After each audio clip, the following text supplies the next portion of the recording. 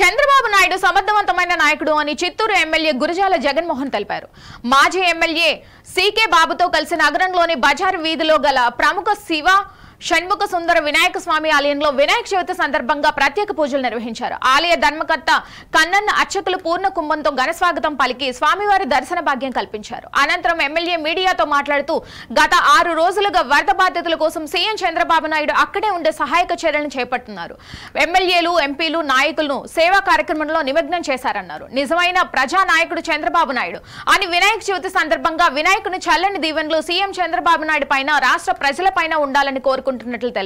కార్యక్రమంలో deputy mayor Rajesh Kumar Reddy, మాజీ corporator Vasant, పలువురు నాయకులు పాల్గొన్నారు.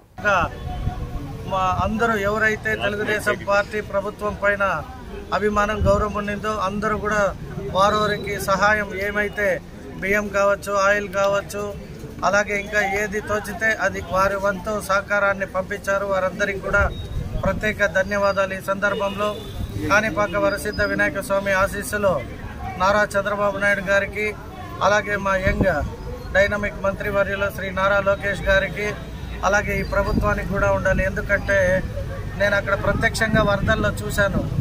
అది చాలా బాధాకరం. ఎందరో భోజనానికి లేక 1-2 రోజులు ఇబ్బంది పడినా మన ముఖ్యమంత్రి గారు తక్షణమే అందరినీ ఆ వరదల సహాయ దీనికి ఇన్ఛార్జిగా నియమించి వారికి టిఫిన్, భోజనాలు, పాలు, బ్రెడ్, బిస్కెట్లు, అలాగే ఈరోజు గ్రాసరీస్ కూడా ఇవ్వడం జరిగింది. ముందుగా మన ముఖ్యమంత్రికి కాణిపాక వరసిద్ధ వినాయక స్వామి ఆశీస్సులు, ఆరోగ్యానికి దేవుడు ఎప్పుడూ ఆయనకి నిండు 100 ఏళ్ళు దీవించాలి. ఎందుకంటే అటువంటి ముఖ్యమంత్రిని నేను ఎక్కడా చూడలేదు. గత 6 రోజుల నుండి ఇంటికి కూడా పోకుండా అక్కడే కలెక్టరేట్లోనే బస్సులో ఉంటూ ప్రతి ఒక్కరిని మానిటరింగ్ చేస్తూ 1-2 గంటలు మాత్రమే నిద్రపోతున్నారు. కాబట్టి భగవంతుడు వారికి మంచి ఆరోగ్యాన్ని, అధికారాన్ని ఇవ్వాలని ఆ దేవుణ్ణి కోరుకుంటూ అందరికీ హ్యాపీ వినాయక చవితి.